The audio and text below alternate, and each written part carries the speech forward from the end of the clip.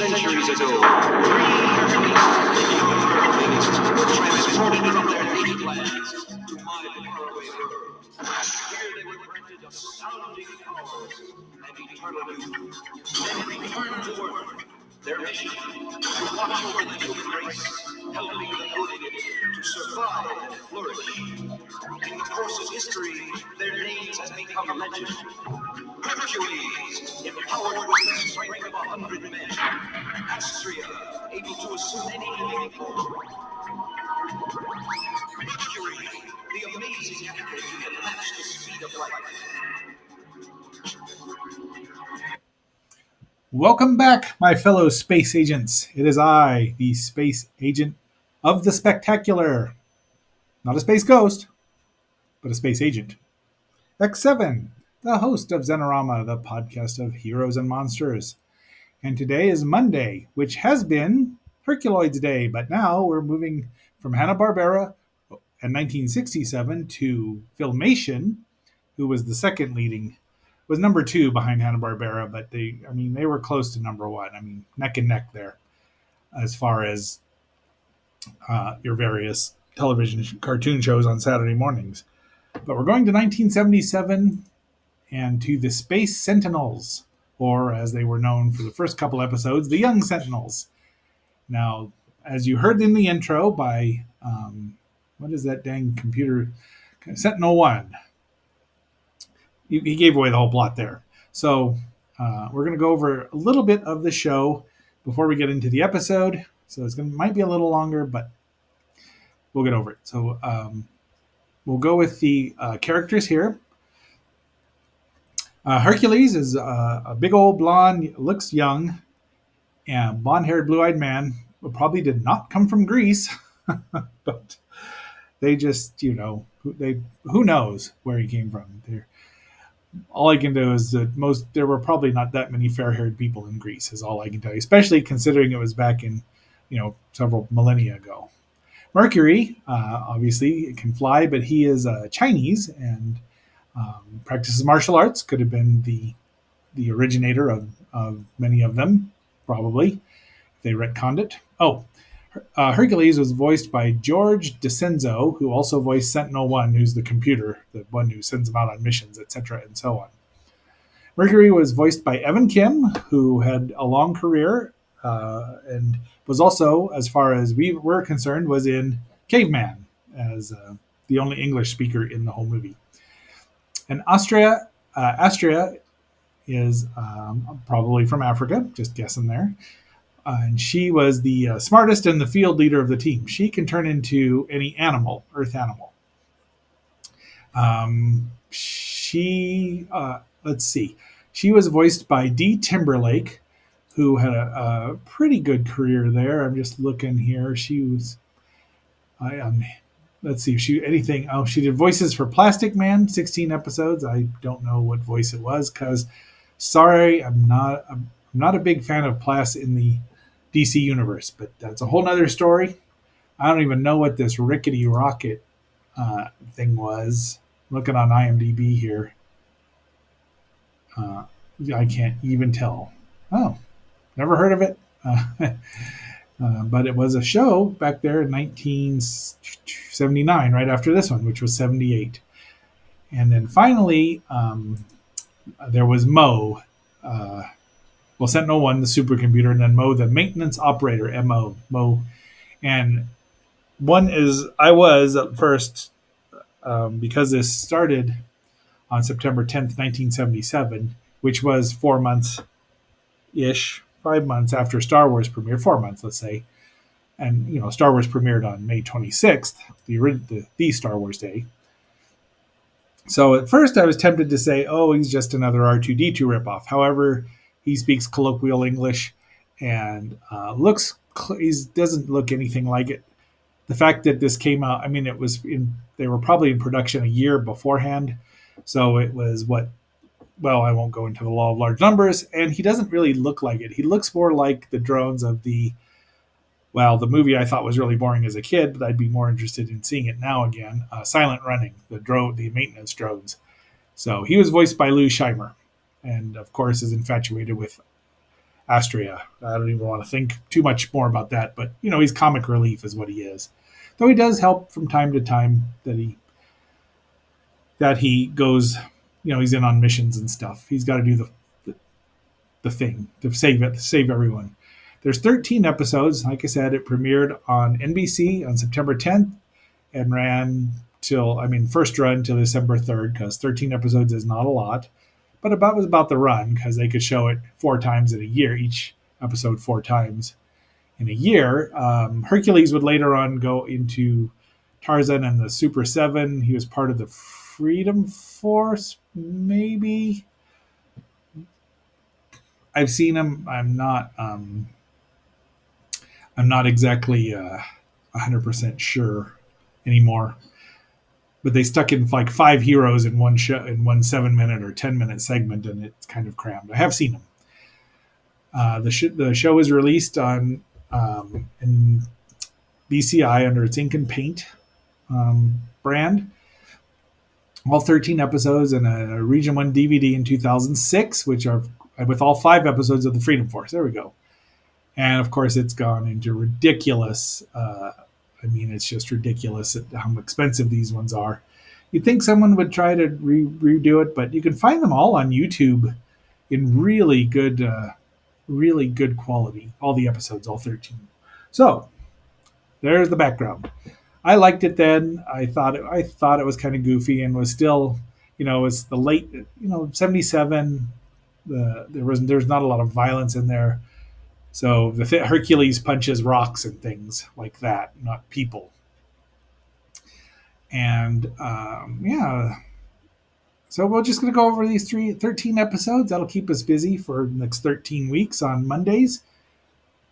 And then we'll decide from there where we're going to go. I have an idea, but I'll let people vote. And while I say vote, you've got yourself a big old stack of Space Wheat cakes. And please like, share, subscribe, vote in the poll. You can't do that if you're watching this on YouTube. It's a Spotify thing. And leave us a comment. You can do both on YouTube and Spotify. So, having said that, our first episode is called Morpheus, the Sinister Sentinel. Do you deem him worthy of the fellowship? We don't know, but we're about to find out. So let's skip forward ahead here just a tiny bit.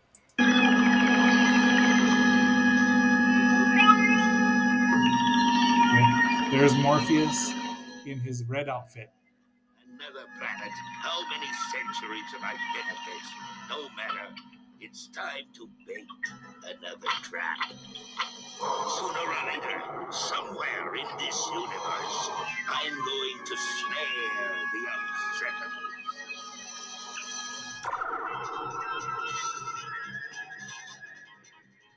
So, Filmation had really good looking cartoons, but sometimes, like even as far into 1981, when I believe they did the Shazam and Power Hour or whatever that is with this superhero team, they were still kind of goofy looking. They would go from the Archie sort of look, or they could do Star Trek and make it look silly or serious. I'm coming. Don't blow too. Okay, what's the problem? Malfunction has occurred.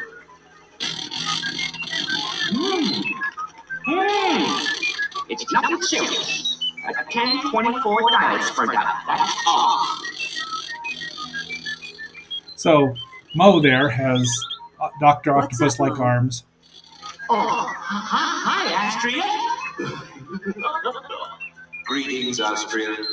Evening status report, please, Sentinel 1. All sectors known. Detailed printout follows. So this is just basically the setup here. Morpheus is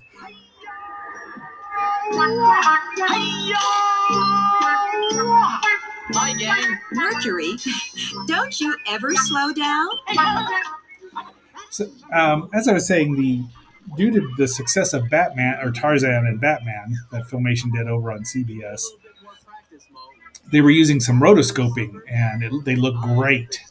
So all of these shows tend to look, at this point in time, the more serious ones look really good. I mean, really good. So that's the good thing. These scripts are pretty good here. I've watched the whole season a couple of months ago. They're silly to start out with. So Dinner is served. Guys, unless I'm mistaken, our speed is increasing. You're right. Something's pulling us toward those mountains. And whatever it is, I can't slow it down. Sentinel alert. Your speed is excessive. Have lost visual contact. Do you read? so there's the trap. As we Morpheus has a pretty cool looking ship, but he's in red and his hair is done up in little horns. So you can just guess where this is going. Affirmative. But why? That I cannot answer. I can't believe it.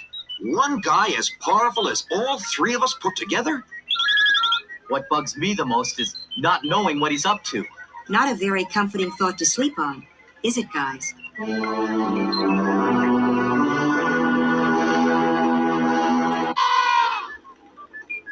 Sentinel-1, what's happened? Mo captured. There he is. So Morpheus has all their powers rolled into one. He's kind of like an Adaptoid or a Mazo, and their base is their little base is in a volcano, an extinct one, we would hope. And Morpheus wants the secrets of Sentinel-1 because he's a rejected Sentinel from the past. Dun dun dun. So he's returned to Earth, and you wonder why it took him so long to find another. He's looking for the young Sentinels, but really, and come to find out that there's at least 7 more Sentinels out there, or base Sentinels plus the Supreme Sentinel. Ooh, I don't like the sound of that. That kind of,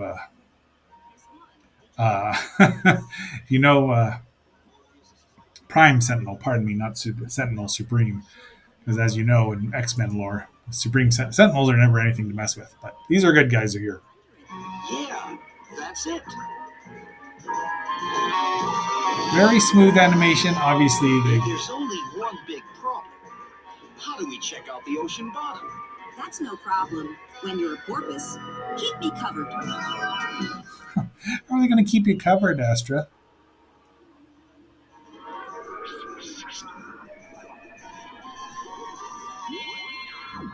Come on, we've got to get back to Sentinel-1.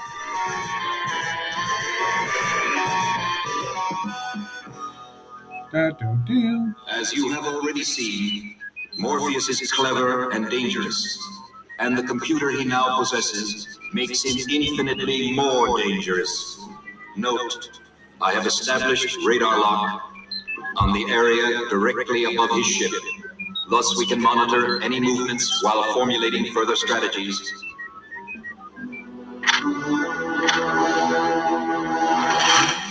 Dig that space sound. Now, the music was done by.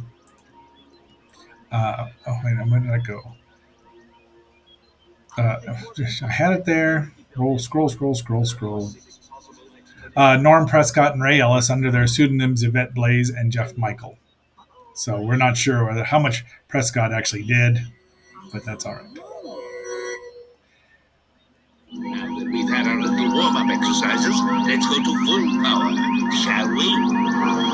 Oh, he's got 1, 2, 3, 4, a lot of Sentinel-1s. Sentinel-1 is just this baldish, holographic projection. I have deduced That you must dot your I's and cross your T's. I think he's going bananas. Good thinking there, Merc. Everybody in. Hurt gets to show off his strength. They all get to show off their various abilities. They're likable characters. That's really nice. Somehow, we've got to get inside and shut down those computers. Herc, can you open this door?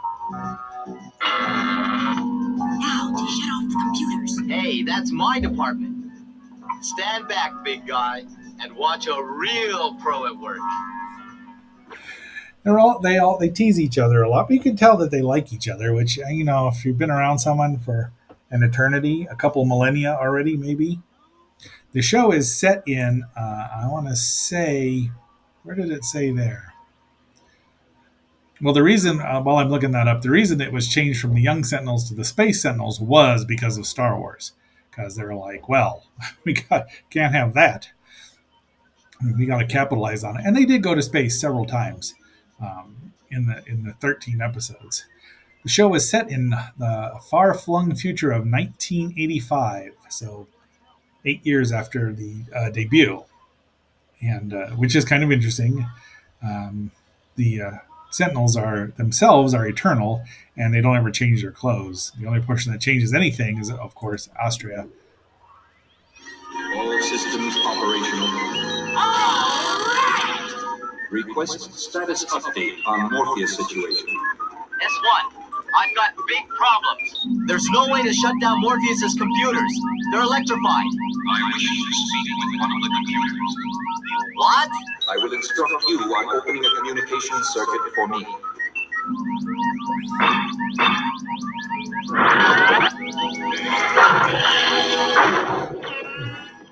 Now, see, had this been 10 years later, 87, would have been had a little more action.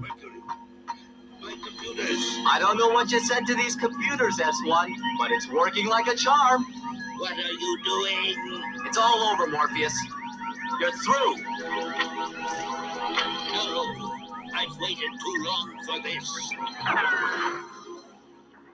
So because they didn't ever really, I mean, most of the bad guys weren't really bad guys. They were misunderstood bad guys. And, the scripts are, for what they are. And now that, I'm older seeing them. Rule the universe. Such a plan is unworkable. To subject a space as vast and varied as the universe to one ruler is irrational and illogical. Being perfect thinkers, we cannot cooperate in such an imperfect plan. But I built you. You build us to be wiser than yourself. Morpheus does have a really cool outfit, and had they made I bet he would have shown up a time or two if they'd have had 2 or 3 seasons. No, you're wrong. Don't do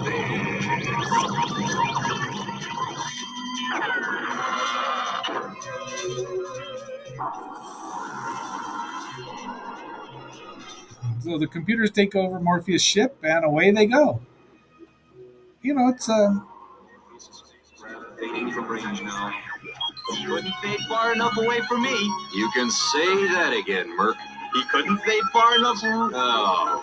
Later, guys. It's been a long day. Yeah, I think I'll catch up on my beauty sleep. Sleep? That'll take a coma. Jeez, gotta have Sure the. is nice having things back to normal again.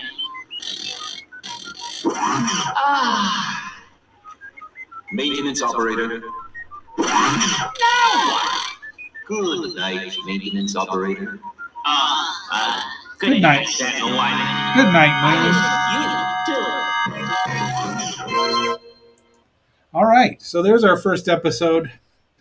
I doubt that we'll go into that much detail. Well, we don't have to go over the origin again because it's in every beginning.